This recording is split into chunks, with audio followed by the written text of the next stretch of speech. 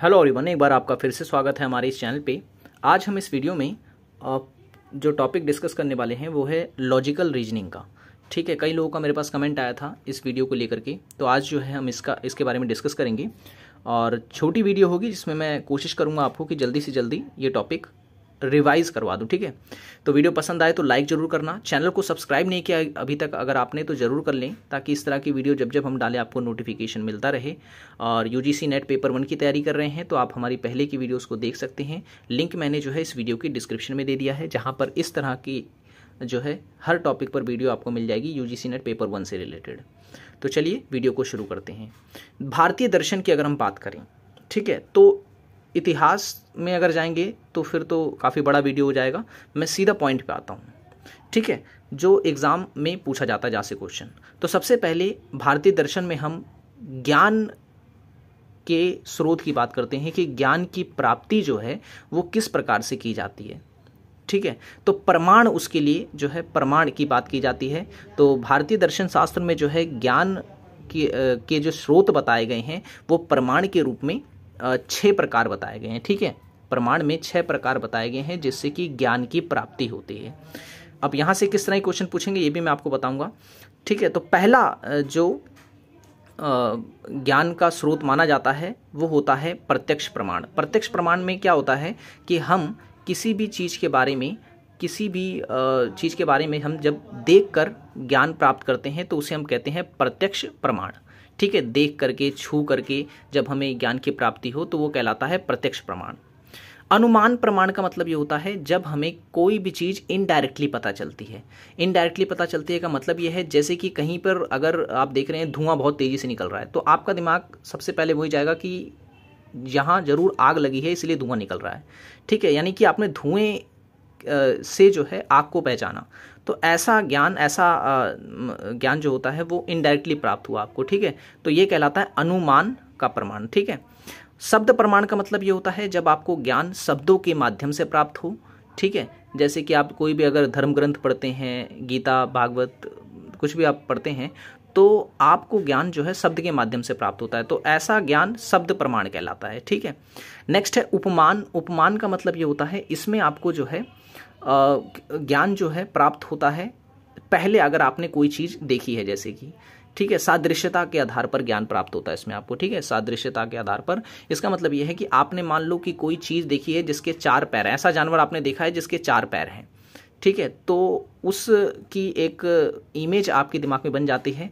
तब जब भी आप उस चीज़ को देखते हैं, ठीक है, तो आप पहचान लेते हैं कि ये वही जानवर है। ठीक है, या कोई अन्य जानवर भी अगर आप देखते हैं तो उस जानवर से आप उस जानवर को कंपेयर करने लग जाते हैं।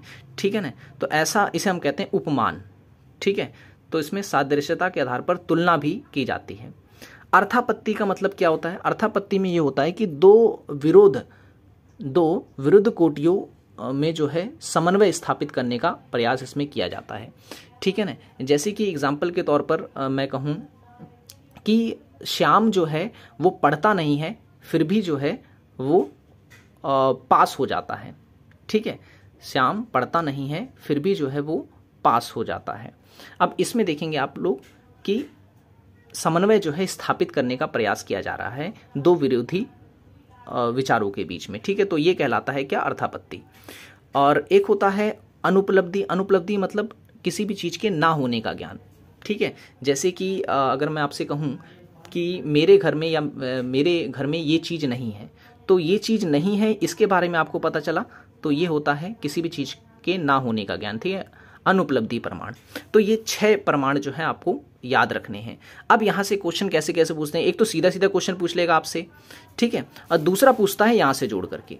ठीक है, तो भारतीय दर्शन को हम 2 भागों में बांट के देख सकते हैं, एक होता है आस्तिक, एक होता है नास्तिक। तो आस्तिक जो है ये उन लोगों का समुदाय है जो कि ईश्वर में विश्वास रखते हैं, जबकि नास्तिक जो है उन लोगों का समुदाय है जो ईश्वर में विश्वास नहीं रखते हैं। ठीक है, तो इनके ज्ञान के क्या क्या स्रोत हैं ये आपको जानने जरूरी हैं। यहाँ से जो है एग्जाम में क्वेश्चन पूछे जाते हैं। आपसे पूछ लेगा कि सांख्य जो है ये किस प्रकार के ज्ञान के स्रोत में, या कहीं किस प्रकार के ज्ञान के स्रोत में विश्वास रखता है, तो आपका जो आंसर होना चाहिए वो क्या होना चाहिए? प्रत्यक्ष, अनुमान और शब्द। यानी कि सांख्य सांख्य के जो अनुयायी होंगे वो प्रत्यक्ष ज्ञान पर जो है भरोसा करेंगे, अनुमान पे भरोसा करेंगे और शब्द ज्ञान पे भरोसा करते हैं। ठीक है ना। अन्य जैसे उपमान हो गया, अर्थापत्ति हो गया, अनुपलब्धि प्रमाण हो गया, इस प्रकार के प्रमाण पर ये विश्वास नहीं करते हैं। ठीक है। वैसे ही नास्तिक में देखेंगे आपकी चरवाक हो गया, बौद्ध हो गया, जैन हो गए, तो ये जो समुदाय हैं इनका भी क्वेश्चन पूछा जाता है कि जो चरवाक है ये किस प्रकार के ज्ञान के स्रोत में विश्वास रखते हैं, तो ये प्रत्यक्ष ज्ञान के स्रोत में विश्वास रखते हैं। इनका मानना है कि ज्ञान वही है जिसमें जो है वो अपनी आंखों से जो कुछ देखते हैं, जिसे वो छूकर जानते हैं, वही ज्ञान है। ठीक है, चरवाक मान के चलते हैं। बौद्ध समुदाय जो है वो उनका मानना ये है कि ज्ञान जो होता है वो परोक्ष रूप से भी होता है और अपरोक्ष रूप से भी प्राप्त किया जाता है। ठीक है, तो दो इनके आपको याद रखने प्रकार। और जैन जो है, जैन समुदाय, उनका मानना यह है कि ज्ञान प्राप्ति जो है वो प्रत्यक्ष भी होती है और अनुमान के माध्यम से भी होती है। ठीक, अनुमान क्या है ये मैंने आपको भी बता दिया है। ठीक है, अप्रत्यक्ष ज्ञान और प्रत्यक्ष और अनुमान दोनों पे यकीन करते हैं। कौन? जैन समुदाय के लोग। ठीक है ना, विश्वास रखते हैं। अब इसमें देखें जैसे कि योग लिखा हुआ है, तो योग में और कौन कौन से ज्ञान के स्रोत आ जाते हैं, तो योग में आपको मैंने यहाँ पे लिखा नहीं है, आप लिख सकते हैं। तो योग में जो है वो योग समुदाय जो है वो प्रत्यक्ष ज्ञान, अनुमान और शब्द पे विश्वास रखते हैं। ठीक है, प्रत्यक्ष, अनुमान और शब्द पर, यानी जिस तरीके से सांख्य समुदाय जो है प्रत्यक्ष और अनुमान शब्द के ज्ञान के स्रोत में विश्वास रखते हैं, ठीक उसी प्रकार से योग में भी होगा। न्याय की अगर हम बात करें, न्याय जो है, न्याय समुदाय जो है वो प्रत्यक्ष, अनुमान, शब्द और उपमान, याद रखना है आपको, ये उपमान में भी विश्वास रखते हैं। ठीक है ना, उपमान।